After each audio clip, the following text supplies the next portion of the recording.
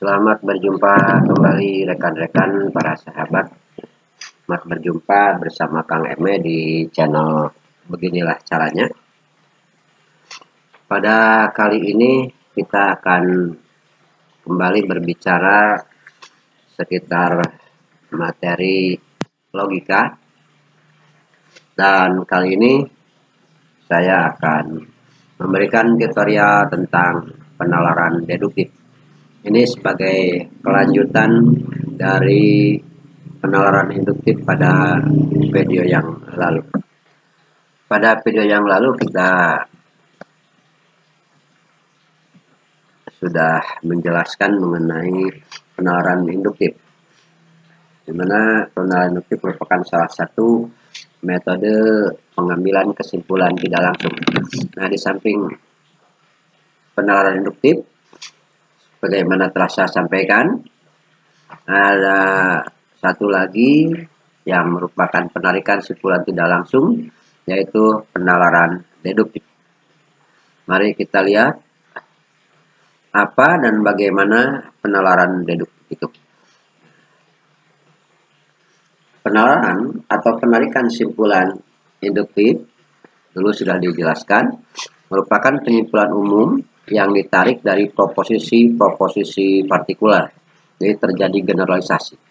Sedangkan penalaran atau penarikan kesimpulan deduktif yang akan kita jelaskan saat ini merupakan kebalikannya, proses pengambilan kesimpulan yang lebih konkret, lebih partikular dari proposisi yang lebih umum dan abstrak.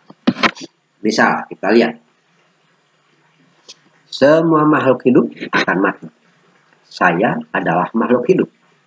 Saya akan mati. Ini contoh penalaran deduktif. Mari kita lihat di sini.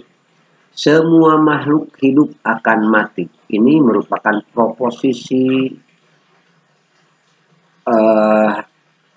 general, proposisi umum yang berlaku dan merupakan afirmatif. Sedangkan saya adalah makhluk hidup, ini merupakan proposisi partikuler. Maka penarikan simpulan dari pernyataan bahwa semua makhluk hidup akan mati dan saya adalah makhluk hidup, maka simpulannya bahwa saya akan mati. Ini berlaku lebih partikuler. Itulah salah satu contoh penalaran deduktif. Bentuk formal dari penalaran deduktif itu adalah dikenal dengan istilah silogisme.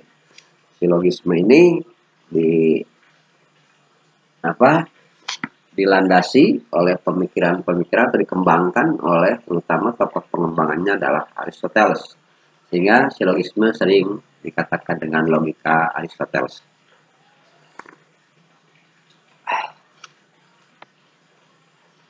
Kita lihat sekarang bentuk-bentuk silogisme. Sesuai dengan bentuk proposisi, ada dua bentuk silogisme, yakni silogisme kategoris dan silogisme hipotetis. Tentu saja dikatakan silogisme kategoris karena silogisme itu dibangun dari premis-premis yang berbentuk proposisi kategoris. Jadi baik proposisi umum maupun proposisi partikulernya adalah merupakan proposisi kategoris. Maka silogismenya disebut silogisme kategoris. Sedangkan bentuk yang lain, apabila silogisme itu dibentuk atau diambil simpulan dari proposisi hipotetis, baik yang bersifat konjungtif, disjungtif maupun kondisional, maka silogisme yang dibangun disebut silogisme hipotetis. Mari kita perhatikan contoh silogisme kategoris. Misalkan ada premis bahwa ikan bernapas dengan insang. Ini merupakan proposisi general afirmatif. Proposisi general afirmatif. Kemudian ada proposisi yang kedua, Ini proposisi yang kedua. Gurame adalah ikan. Perhatikan sini. Ikan bernapas dengan insang. Gurame adalah ikan. Maka simpulan yang diambil adalah gurame bernapas dengan insang. Kita perhatikan, ikan bernapas dengan insang itu merupakan proposisi kategoris. Mana di sana terdiri atas term subjek, kopula penghubung, dan term predikat. Sedangkan proposisi yang satu lagi, gurame adalah ikan, juga merupakan proposisi kategoris. Simpulannya juga merupakan proposisi kategoris. Gurame bernapas dengan insang. Ini merupakan penalaran deduktif. Kita ikan bernapas dengan insang, ini yang sangat umum dan abstrak. Gurame adalah ikan yang lebih partikuler. Dan simpulannya pun jelas, simpulan yang diperoleh adalah simpulan partikuler. Bentuk yang lain, bentuk negasinya, ini adalah general negasi. Mahasiswa bukan anak SMA. Ya, mahasiswa bukan anak SMA. Jadi proposisi kategoris bentuk E. Irwan adalah mahasiswa. Ini proposisi bentuk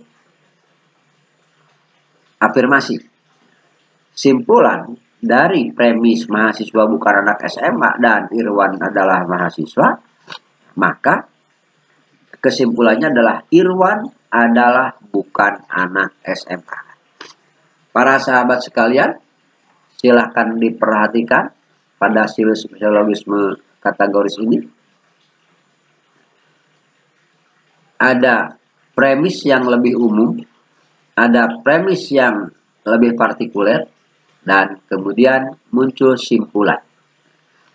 Ini biasanya disebut dengan premis mayor, yang ini premis minor, dan ini simpulan. Sama dengan ini pun. Mahasiswa, artinya semua mahasiswa, bukan anak SMA. Irwan adalah mahasiswa. Jadi simpulannya Irwan adalah bukan anak SMA. Mari kita lihat contoh silogisme hipotetis. Ada premis. 1. Mahasiswa sedang libur atau sedang ujian. Nah, mahasiswa sedang libur. Nah, kesimpulannya pasti mahasiswa tidak sedang ujian. Mahasiswa sedang libur atau sedang ujian.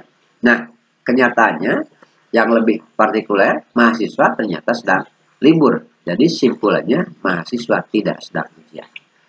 Kemudian kita lihat premis pada contoh berikutnya. Jika saya punya uang, maka saya akan datang. Nah, saya punya uang. Jadi kesimpulannya saya datang. Mari kita perhatikan kenapa ini silogisme hipotetis. Perhatikan pada contoh yang ini. Mahasiswa sedang libur atau sedang ujian. Masih ingat kawan-kawan? Ini proposisi kategori. Ya. Proposisi kategori berbentuknya disjungsi. Atau mahasiswa sedang libur atau sedang ujian. Jadi ini hipotetis disjungsi. Maka kesimpulannya mahasiswa tidak sedang ujian. Yang satu lagi ini yang disebut dengan proposisi kondisional. Ada jika maka. Implikasi ya. Ini bentuk implikasi, masih ingat. Jika saya punya uang, maka saya akan datang. Nah, muncul proposisi berikutnya. Nah, saya punya uang, maka simpulan yang diperoleh adalah saya datang. Oleh karena itulah, ini merupakan contoh silogisme hipotetis. Di mana yang contoh atas, silogisme hipotetis, yang diambil dari proposisi disjungsi, sedangkan yang contoh yang ini dari proposisi implikasi.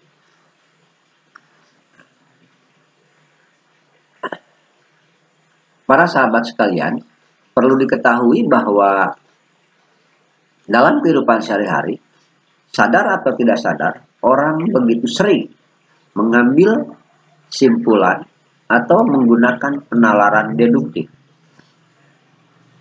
Walaupun terkadang premis-premisnya tidak diungkapkan secara lengkap. Seringnya premis-premis itu disembunyikan. Mari kita lihat. Suatu saat di pinggir jalan, sejumlah orang mengerumuni seorang korban kecelakaan lalu lintas. Dapat dibayangkan, ada kerumunan orang di pinggir jalan sedang mengerumuni seorang yang tergeletak yang ternyata dia adalah korban tabrak lari. Salah seorang dari yang berkerumun itu memegang leher korban itu. Kemudian dia bergumam lirih, "Inna lillahi wa inna ilaihi rajiun." Sudah tidak ada, lirihnya sambil menoleh pada orang-orang sekelilingnya. Mari kita lihat. Inna lillahi wa inna ilaihi rajiun. Sudah tidak ada. Ini merupakan simpulan dari hasil penalaran orang itu. Simpulan inilah yang kemudian diungkapkan. Kalau kita bertanya, mengapa dia bilang sudah tidak ada? Mengapa dia bergumam inna lillahi wa inna ilaihi rajiun sebagai satu ungkapan, sebagai ekspresi bahwa orang yang dipegangnya sudah meninggal. Kemudian dia bilang sudah tidak ada. Dari mana kesimpulan itu diperoleh? Mari kita lihat. Sebenarnya dalam pikiran orang itu terjadi deduksi lengkap. Hanya tidak diungkapkan premis-premisnya. Yang diungkapkan hanya konklusi. Mari kita lihat. Sebenarnya dalam pikirannya itu terjadi begini. Jika denyut nadi sudah tidak ada, maka dia mati. Jadi sebuah keyakinan, sebuah kepercayaan, sebuah pengetahuan umum yang sudah diakui kebenarannya. Dan pada kejadian ini jelas tidak diungkap. Jika denyut nadi sudah tidak ada, maka dia mati. Nah, sekarang ternyata denyut nadinya sudah tidak ada. Lihat, jika denyut nadi sudah tidak ada, maka dia mati. Nah, denyut nadinya sudah tidak ada. Jadi simpulannya dia sudah mati. Nah, yang diungkap oleh orang itu hanya simpulan. Ininya tersembunyi. Begitulah seringnya dalam kehidupan sehari-hari. Kita melakukan deduksi dengan menyembunyikan premis-premisnya. Disinilah pengetahuan kita berguna. Pengetahuan tentang logika, pemahaman kita tentang deduksi sangat berguna untuk melacak apakah simpulan yang diungkapkan orang itu benar atau tidak. Seseorang menyatakan satu putusan akhir, menyatakan simpulan, tetapi tidak menyatakan argumentasi.